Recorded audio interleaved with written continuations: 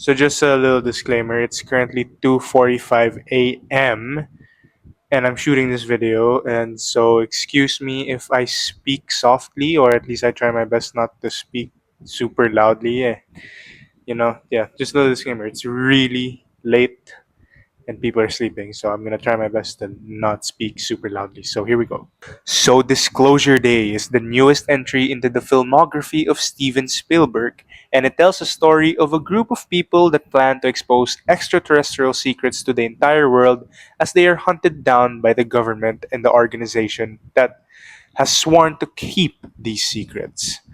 Now, that is the simplest premise I can use to describe this movie. So, without spoilers, at least, like I'll delve more into that later. Now, when it comes to Steven Spielberg, this man is a goddamn legend without a shadow of a doubt.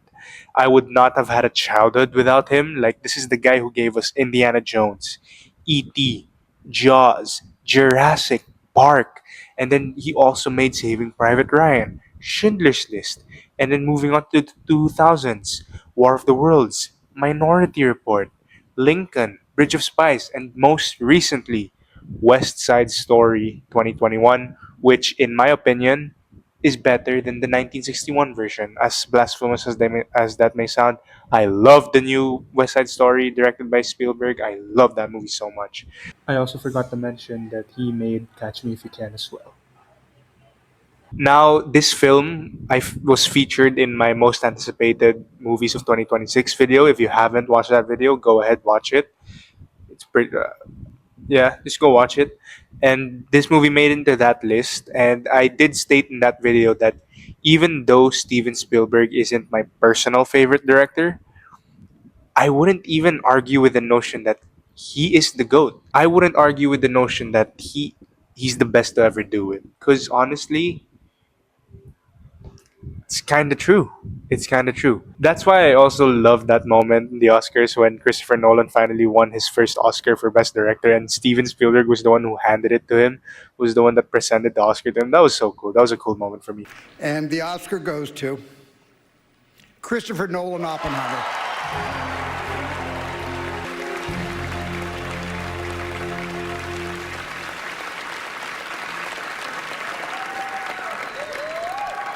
But yeah, back to the review. And I think Disclosure Day is another showcase of why Spielberg is such a special filmmaker. This movie is gorgeous. A lot of people have been criticizing him for using lens flares since like West Side Story. I don't know when he started using lens flares. I haven't watched Bridge of Spies, so I don't know. But yeah, for me personally, I kind of dig lens flares. Like even J.J. Abrams got a lot of flack for using lens flares in like his movies. Lens flares are honestly personally they're a guilty pleasure. I honestly love lens flares. I don't care. I don't give a shit. I don't know. I dig it. I dig it. They look cool. I don't give a fuck. Yeah, and yeah, and but moving past the lens flares, I do think this movie has it features some of the best shot compositions and blocking of the decade so far. And I think Spielberg is such an expert on that front. How he's just able to tell a story through cinematography, through framing. There's a shot very early on in this movie where we have characters talking about a certain someone, and you would expect them to cut to the face of this character, right? You would expect them to let yeah, you would expect them to cut to the screen showing the face of this character. But instead, what happens? They walk into a room, glass door, open the glass door closes, and we see the reflection of the character's face on the screen instead of cutting in just one shot. We he establishes a plot line there. He establishes a storyline there. He establishes a character, and I thought that was fucking great. And that's why I love Spielberg. When I was watching this movie, I was like, it's stuff like that that really does make me appreciate Spielberg as a filmmaker, as a director. Yeah, and also I do think Spielberg is one of the best to ever do it when it comes to oneers. Similar to what I said a while ago, the way he tells a story with framing, the way he can tell a story with just with wonders, the way he frames his wonders, the way he shoots them. It's great. I'm sure you've seen the analysis on the Wonder on Catch Me If You Can on how unlike how Spielberg mastered the wonders.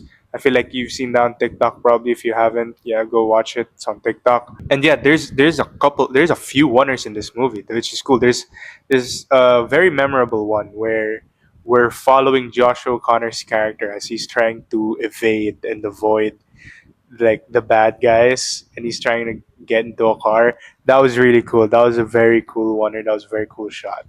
And I also want to give huge props, of course, to DP Janusz Kaminski, the cinematographer. He's worked with Spielberg ever since Schindler's List, I think.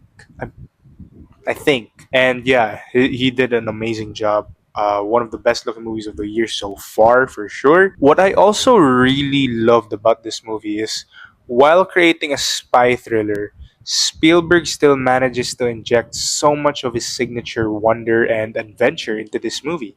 It almost feels like a culmination of everything that he's done in a way. I don't know if that's just me, but like while I was watching the movie, there's so many hints of all the kinds of movies that he's done in his career. And you've got the spy thrillers, you've got the action, you've got the adventure, you've got the aliens, you've got sci-fi, of course. And he manages to blend his childlike wonder even into all of that. And I thought it blended really well. I think a lot of people will find this tonally messy. Personally, I didn't. I thought it was blended really well. It never felt out of place, even though the movie tended to switch between tones. And like it's a serious movie, but whenever that childlike wonder finally leapt onto the screen, it didn't feel out of place. I thought it felt seamless. And there's even comedy in this. Like there's a certain scene involving an iPhone that got me laughing pretty hard, actually. And I think a big part of why the tonal shifts work is Emily Blunt. I thought she was an absolute scene stealer, and I think this might be her best performance yet. And yes, I'm not forgetting A Quiet Place. She shows so much range in this film, from being charming to being focused to showing panic to showing empathy. She did fantastic. Josh O'Connor is also just crushing it right now. He's naturally likable, and I thought he was the right guy to play the main character that we follow for most of the movie. Coleman Domingo and Colin Firth are also really great. There's an amazing scene between the two of them towards the end of the second act, and Domingo delivers this great monologue in the scene, and he fucking crushed it. I remember just being absolutely absorbed by the monologue and the way he delivered it. I was great fucking job. But I also just want to give a shout out to Eva Hewson. I think that's how you pronounce her name.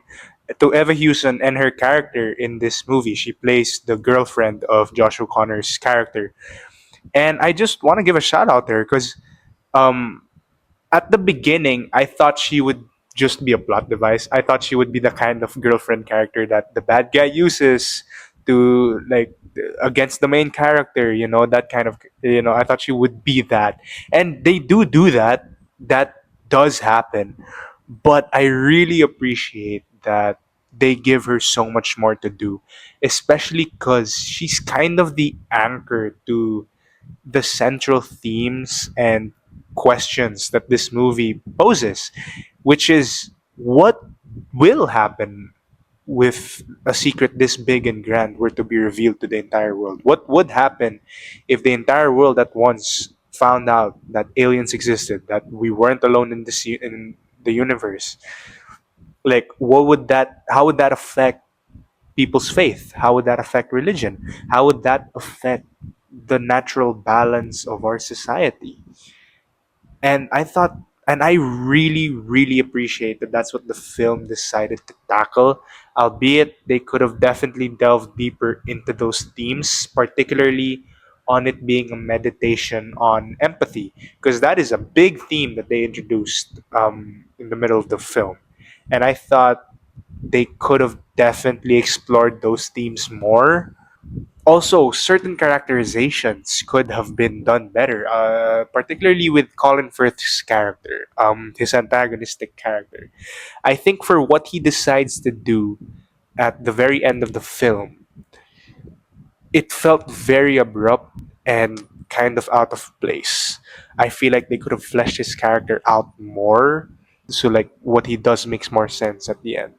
Nevertheless, I still loved this movie, and it all leads up into a very sincere and beautiful third act that genuinely just left me speechless and with a sense of empathy and optimism. Like, I don't know exactly how to describe what I felt during the last 25 minutes of this film, but man, what a way to close this movie. Genuinely, I'm gonna give Disclosure Day an A minus. Also, want to shout out the news anchor at the very end of the movie. What a performance! Holy shit! I also just want to say, I definitely do think this movie is gonna be the most divisive summer blockbuster we're gonna get this year. Similar to how I felt about 28 Years Later last year, where that was also a summer blockbuster that divided audiences. I feel similarly with Disclosure Day. I think that there are people right now who are saying it's a top tier Spielberg film, but there are also people right now who are saying it's a terrible movie. And yeah, it's gonna be very divisive, and I think it all comes down to expectations and taste.